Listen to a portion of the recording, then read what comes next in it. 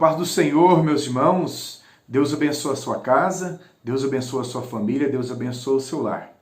Nesse vídeo de hoje, nós estamos no nosso 8º encontro do segundo trimestre de 2021 da EBD, a Escola Bíblica das Assembleias de Deus.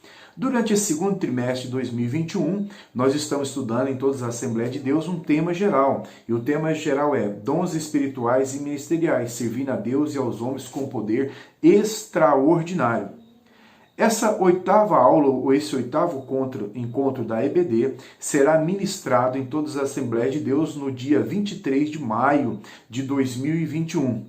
E o tema para esse 8º encontro, para essa 8ª aula é o Ministério de Evangelista. Queridos, então, partindo desse princípio, nos 2 vídeos anteriores, que foi a 6ª e a 7ª aula, nós já entramos, então, e já estamos comentando a respeito dos dons ministeriais. Então, durante esses 3 meses, está sendo comentado sobre dons espirituais, dons ministeriais e dons de servir. Gostaria de dar uma introdução nessa lição de hoje, trazendo você, meu querido irmão, você, querido aluno que está aí me ouvindo. Eu gostaria de introduzir essa lição de hoje pensando um pouco a respeito desse tema que é dons, o charisma, né? Dos dons. E quando nós falamos sobre os dons, observamos que no campo teológico, no campo acadêmico, esse tema ele ficou um pouco esquecido na história da igreja. Só a partir do século XX, então, com o movimento pentecostal ou com o movimento pentecostalismo, só a partir daí, então, é que esse tema ele volta a ser discutido e debatido no campo teológico. Então entendemos que houve um hiato aí no tempo, né? Esse tema ele fica esquecido um pouco no campo acadêmico, ele fica esquecido um pouco dentro das escolas teológicas. Só então a partir do século XX, principalmente ali quase 5 décadas depois, ou quase entre 4 e 5 décadas depois que esse movimento então pentecostal ele surge ou ele aparece como um movimento social, é que começa-se então a ser discutido no campo teológico, no campo acadêmico a respeito dos dons. E vão se criar muitas literaturas, né? O tema vai ser debatido e conforme o tema é debatido, muitas literaturas então vai surgir a partir de 1940, 1950, começa a surgir várias literaturas a respeito do assunto. E é bom a gente ressaltarmos e pensarmos sobre o assunto, que no meio então desse debate surgiram muitas literaturas boas, e pelo lado também surgiram muitas literaturas que não passa dentro de uma exegese, que não passa dentro de uma hermenêutica. Tem muitas literaturas no meio pentecostal que ela não suporta o crivo da exegese, que ela não suporta o crivo da hermenêutica. Então eu gostaria que vocês pensassem a respeito disso, caro aluno, caro professor. Quando você estiver estudando, querido irmão, buscando conteúdo, literaturas para agregar na sua aula ou para que você faça o seu plano de aula, pense sobre isso. Procure literaturas que tenham fonte confiáveis, né? Para que você possa crescer no conhecimento, trazer uma aula abençoada, uma aula bem expositiva para os seus alunos, uma aula bem bíblico-cêntrica, onde a Bíblia seja o centro da sua aula. Queridos, então para esse 8º encontro nosso, o comentarista trouxe aqui como texto áureo uma passagem que se encontra na 2ª carta de Paulo ao irmão Timóteo, capítulo de número 4, versículo de número 5. O texto áureo diz-nos assim: mas tu sê sóbrio em tudo, sofre as aflições e faz a obra de um evangelista e cumpre o teu ministério. A verdade prática que o comentarista trouxe para nós, que é a nossa reflexão, né, para nós pensarmos sobre o assunto, a verdade prática diz o seguinte: o evangelista proclama o pleno evangelho de Cristo com ousadia. É um arauto de Deus no mundo. Então o papel do evangelista é proclamar o evangelho de Cristo, ser um arauto de Deus no mundo. Então, a verdade prática, ela já nos traz essa reflexão. Queridos, então a verdade prática, ela nos traz essa reflexão. A leitura bíblica em classe, ou a base teológica, a base para o nosso 8º encontro aqui da EBD, Escola Bíblica das Assembleias de Deus, se encontra em Atos dos Apóstolos, capítulo 8, do versículo 26 ao 35. E na carta do apóstolo Paulo aos irmãos em Éfeso, capítulo 4, versículo de número 11. Então você que está na sua casa, meu querido, eu gostaria de te convidar para que você pegue aí a sua Bíblia, seja um bom bereano, confirma as referências. Aqui eu vou ler só Efésios 4 e 11, que nos diz assim: E ele mesmo deu uns para apóstolos, outros para profetas, outros para evangelistas e outros para pastores e doutores. Queridos, a nossa revista, as nossas lições, elas seguem um princípio, uma metodologia, ela tem um programa, né? Ela tem uma didática de continuação para que a pessoa não se perca. Nós temos o primeiro tópico, segundo tópico e terceiro tópico, ou seja, ela tem um plano de aula. Mas hoje eu gostaria aqui eu achei mais fácil começar no terceiro tópico para que nós possamos então compreender melhor essa lição de hoje. Aí você, professor, que vai estar ministrando na sua sala de aula, você deve procurar a sua melhor forma, né? A sua melhor metodologia para estar ensinando. Então eu vou aplicar aqui a minha metodologia partindo do princípio do terceiro tópico. Eu quero pegar o conceito de evangelista que está ali e trabalhar a lição com os irmãos e com você, meu amigo, que está me acompanhando, né? Vem me acompanhando nesses vídeos. Vamos lá então, terceiro tópico. O comentarista ele vai trazer para nós o conceito de evangelista, né? Ele vai trazer para nós o conceito de evangelista. O que é um evangelista? Qual é o conceito? O que o evangelista faz? Qual é o que ele transmite? O que ele apregou? O que o evangelista faz? Então ele vem trazer esse conceito e a partir desse conceito nós vamos trabalhar então a nossa aula de hoje. Ele vai nos dizer que o conceito de evangelista, o termo vem, né? O termo evangelista deriva do verbo grego, que quer dizer transmitir as boas novas do evangelho. Então, o que o evangelista faz? O evangelista é um transmissor, um apregoeiro do evangelho, das boas novas do evangelho. Então, o que o evangelista faz? O evangelista, ele prega, ele proclama o evangelho. Então nós já temos aqui uma definição, né, do conceito do que seria evangelista. Então se o evangelista, ele prega o evangelho, o que é o evangelho afinal? Essa palavra evangelho, né, ao decorrer da história, ela vai sofrer algumas alterações. Quando nós vamos para o grego antigo, usando aqui como referencial Homero, então, no grego antigo, a palavra evangelho, ou seja, a palavra evangelho quer dizer recompensa por trazer as boas novas. Veja bem então, evangelho, no grego antigo, usando Homero como referencial, evangelho quer dizer, então, recompensa por trazer as boas novas. Caminhando um pouco na história, nós vamos aí, período 300 aproximadamente anos de Cristo, quando então a Bíblia é traduzida do hebraico para o grego, né, a Septuaginta, a tradução do hebraico para o grego koiné, dentro do grego koiné, os tradutores então eles vão traduzir então a ideia de evangelho, eles vão trabalhar esta ideia, a palavra evangelho, como a própria boa nova. Então, no grego antigo ela tem um conceito, no grego koiné, na tradução da Septuaginta, ela tem um outro conceito. E quando nós vamos para o Novo Testamento, então, o evangelho, então essa palavra evangelho, o conceito de evangelho, ele vai se expandir, ou ele vai ter uma nova atualização, um novo conceito.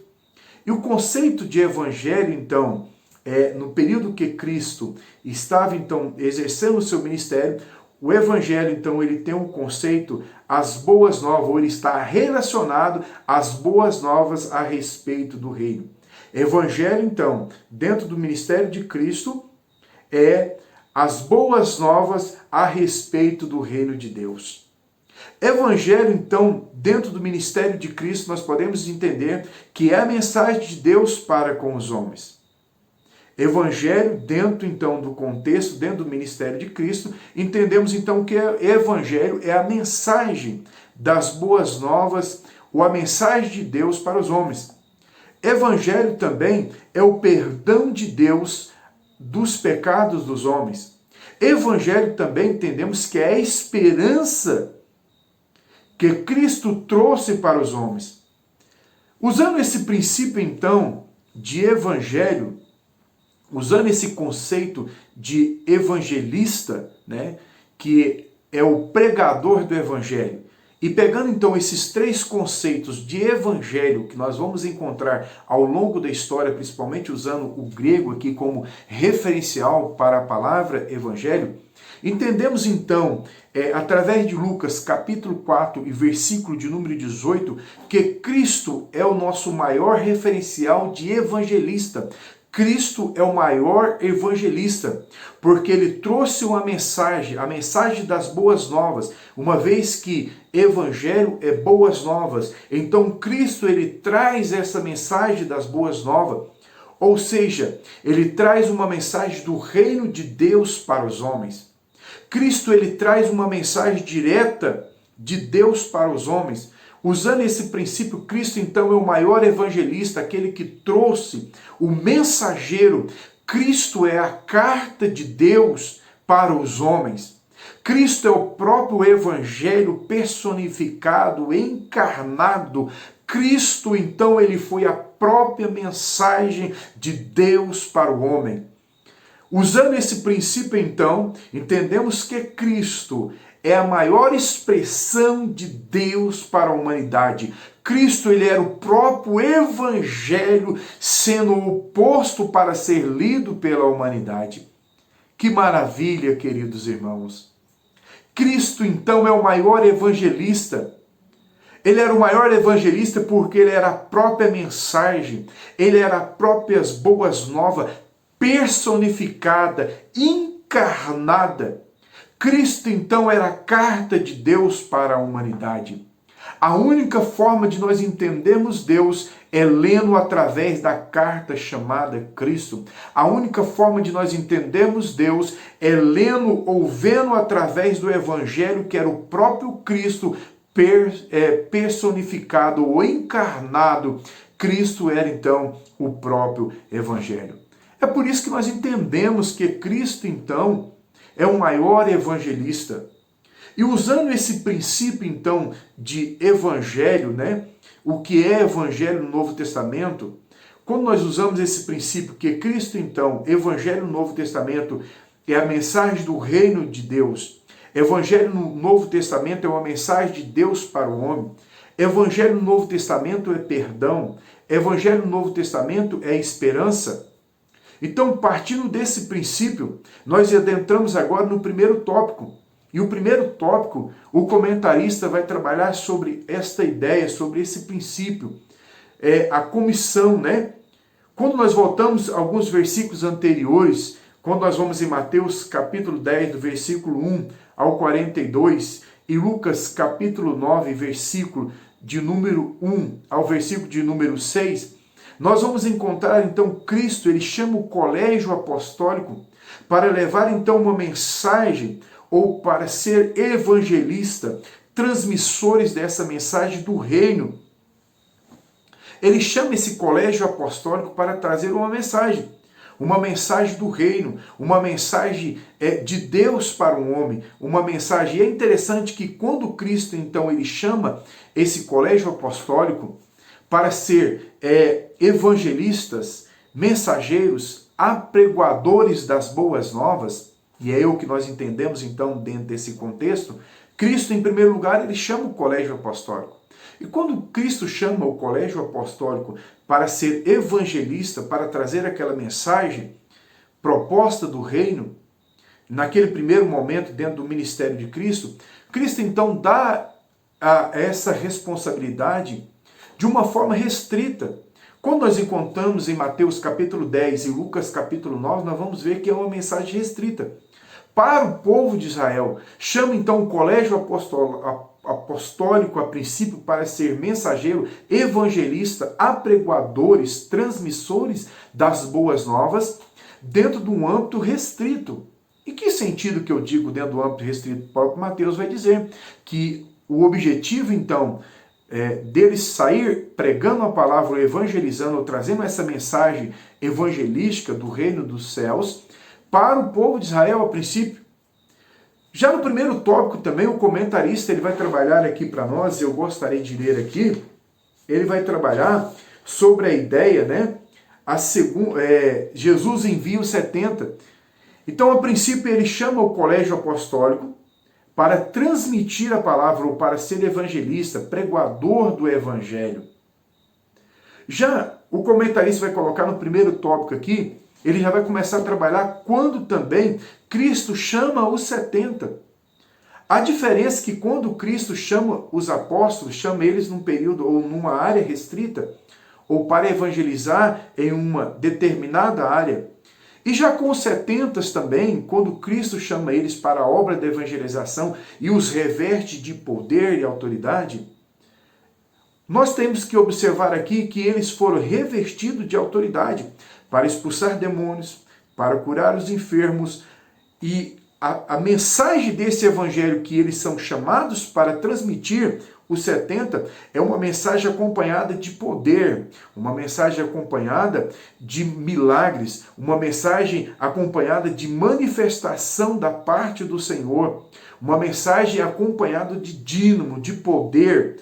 E eles são capacitados então para transmitir, e eles saem então para pregar. Eles saem para pregar as boas novas relacionado ao reino. As boas novas, ou uma mensagem de Deus para o homem, ou para aquelas pessoas. E fechando aqui então, queridos, pensando a respeito desse primeiro tópico, ele sai então levando essa mensagem do reino para os seus compatriotas.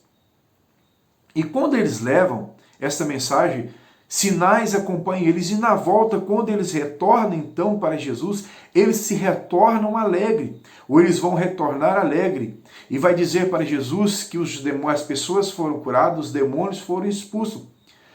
E eles vão trazer essa mensagem, ou falar isso para Jesus de uma forma muito alegre. E Jesus então vai dizer para eles não se alegrar por as pessoas serem curadas, ou para as pessoas os demônios estar sujeitos ou saírem das pessoas, mas eles deveriam se alegrar por ter os nomes escritos nos céus.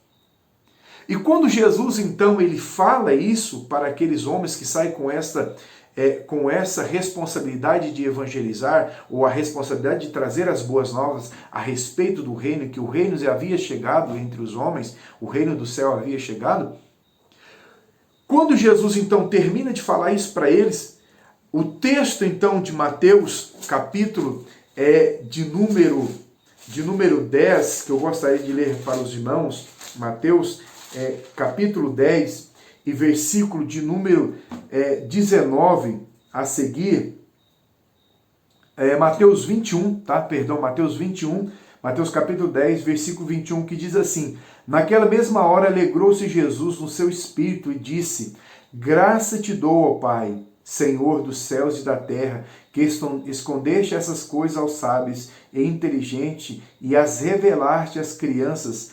Assim é o Pai, porque assim te aprouve. Queridos, houve uma alegria então da parte do Senhor quando eles realizam essa tarefa, a tarefa da evangelização. Houve então uma alegria.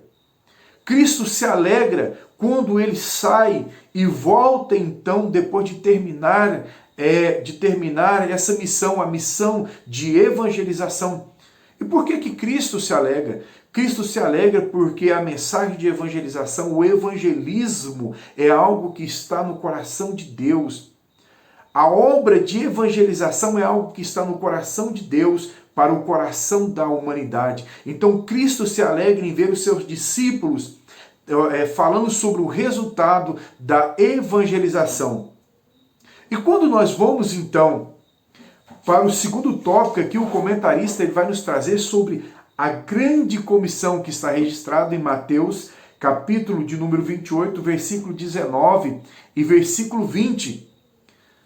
O comentarista vai trazer então para nós sobre a grande comissão a grande responsabilidade da igreja. Nós estamos trazendo aqui a princípio a ideia, né? Nós trabalhamos aqui sobre a ideia de evangelismo. Nós estamos trabalhando a ideia que qual é o conceito de evangelista, o que o evangelista faz? O evangelista, ele prega as boas novas. E quando nós vamos então para a grande comissão, né, que o comentarista vai trazer no segundo tópico aqui para nós, a grande comissão, ela vai falar justamente sobre isso. A responsabilidade dada à igreja. Todos nós fomos ou estamos sobre essa responsabilidade, toda a igreja. Independente, que nós vamos falar agora mesmo sobre o ministério de evangelista no Novo Testamento, ou o que o evangelista estava dentro das Escrituras do Novo Testamento, mas pregar as boas novas, trazer a mensagem a respeito do Evangelho é uma responsabilidade de toda a igreja, não só do colégio apostólico. Não é só uma responsabilidade do evangelista, do diácono, do presbítero, do apóstolo, do mestre, não. O evangelismo, o evangelizar, ou pregar o evangelho é responsabilidade de toda a igreja. Ou seja, toda a igreja tem a responsabilidade de levar o evangelho às nações, aos povos. Porque então Cristo vai dizer, ide. Todos nós temos a responsabilidade do ide. Ide por todo o mundo e pregai o evangelho. Todos nós temos essa responsabilidade.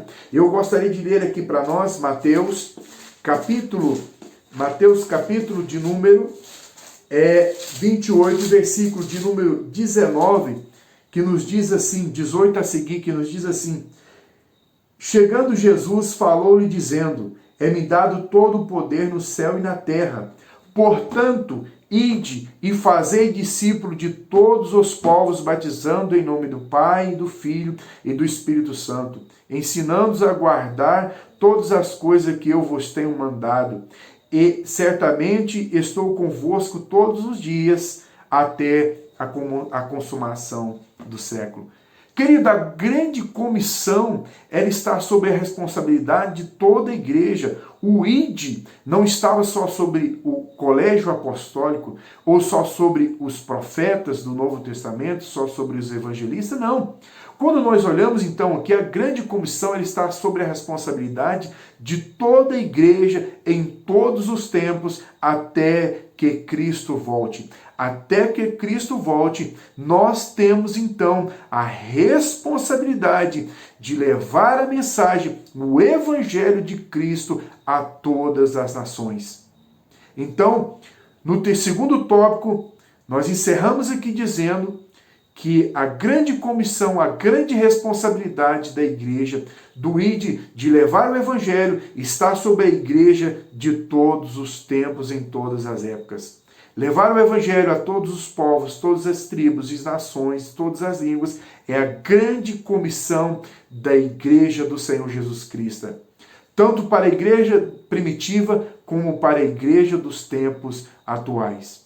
Fecho o segundo tópico dizendo que a responsabilidade de transmitir o Evangelho está sobre toda a igreja de Cristo em todos os tempos. Queridos, então nós já estamos aqui partindo para o fechamento dessa aula de hoje. Lá na introdução da aula, eu vim aqui no terceiro tópico, peguei o conceito de evangelista que o comentarista trouxe para nós, e ele trabalha a ideia que evangelista é aquele que prega as boas novas, é aquele que transmite as boas novas, que é o evangelho.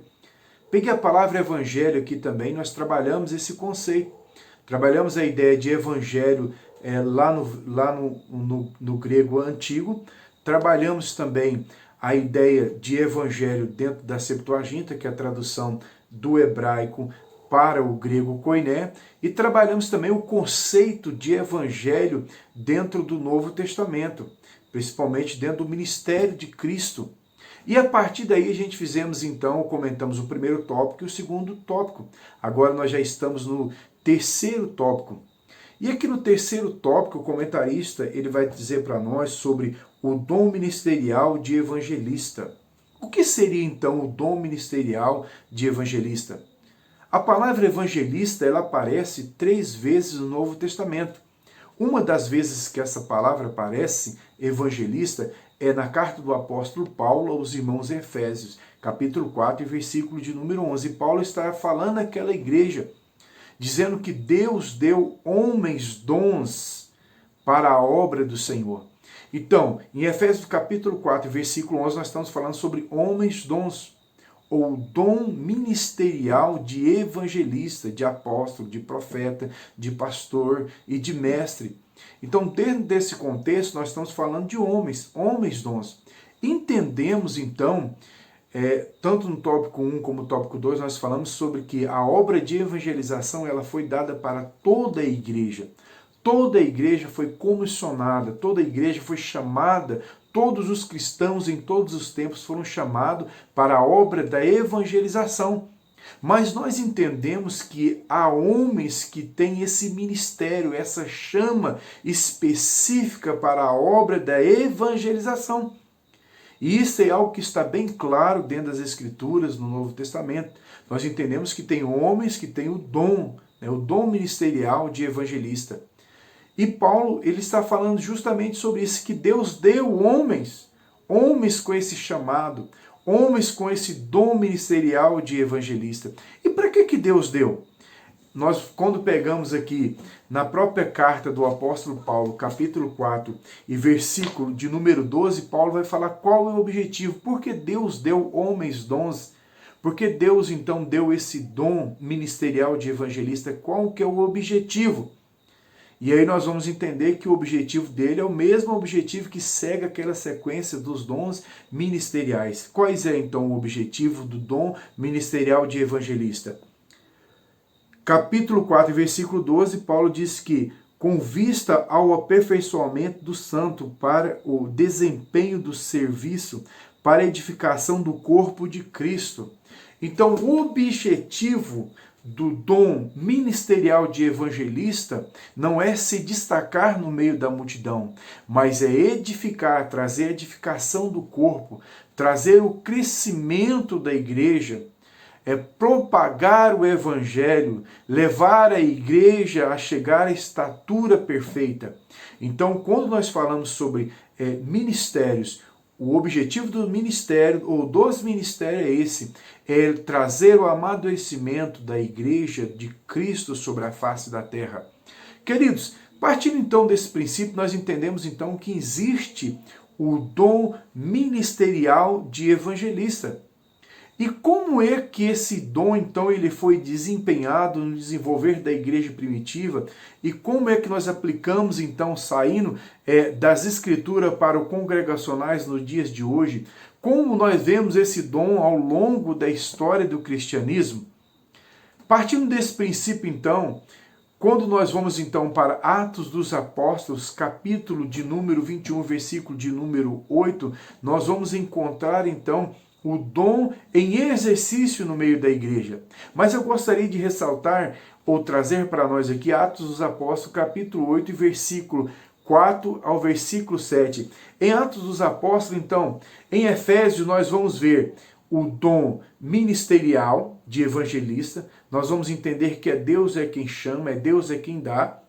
Em Atos dos Apóstolos, capítulo 4, capítulo 8, versículo 4 ao versículo 7, nós vamos encontrar, então, esses homens chamados homens dons exercendo esse ministério. Nós vamos observar, então, que Filipe, um dos diáconos, então, quando houve uma grande perseguição ali no epicentro do cristianismo, que foi em Jerusalém, houve, então, uma grande perseguição. E por causa dessa grande perseguição, a Bíblia diz que Saulo, então, ele pegava os cristãos, entrava em suas casas e levavam eles presos, tanto homens como mulheres, e houve uma grande perseguição. E por causa dessa grande perseguição, os irmãos que saíram de Jerusalém foram levando o evangelho. E um desses homens que nós vamos encontrar aqui é Filipe. Filipe, então, ele sai pregando o evangelho até Samaria.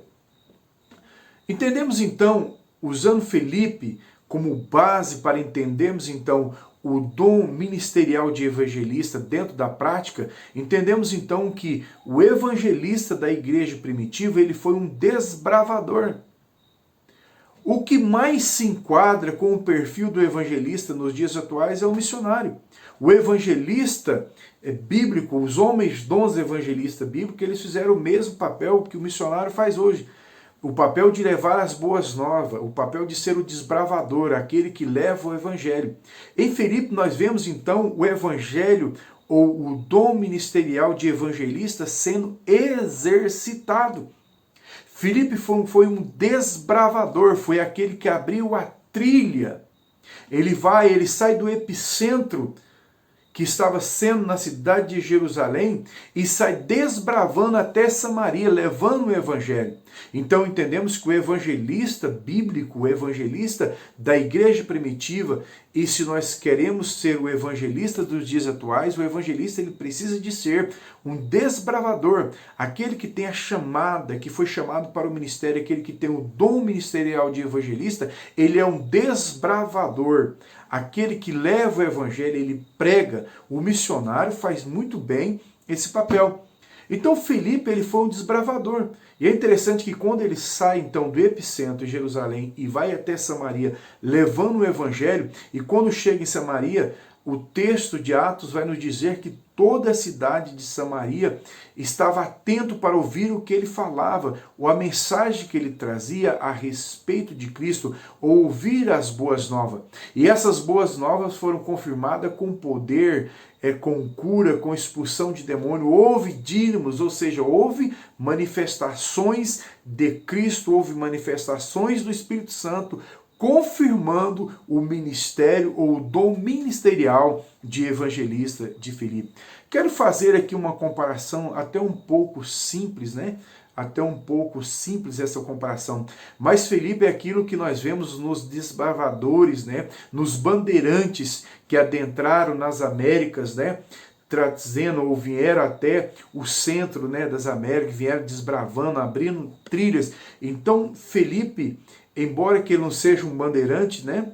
Ele não tem esse mesmo princípio do bandeirante, mas podemos usar como exemplo, né? Filipe foi essa pessoa, esse desbravador, aquele que abriu o caminho, as trilhas, para que depois viesse viesse agora o evangelho em todas as nações e os povos conhecidos daquela época. Então o evangelho, o evangelista na prática é esse, é aquele que prega, é aquele que evangeliza, é aquele que abre novos trabalhos. Quando nós pensamos sobre isso, nós vamos ver no ministério do apóstolo Paulo, em Atos dos Apóstolos todos ali, nós vamos ver que Paulo também, ele é esse missionário, né? Ou ele é esse evangelista, esse desbravador, aquele que leva o evangelho. E é interessante quando nós pensamos então sobre o ministério de Paulo e a sua estratégia para levar o evangelho.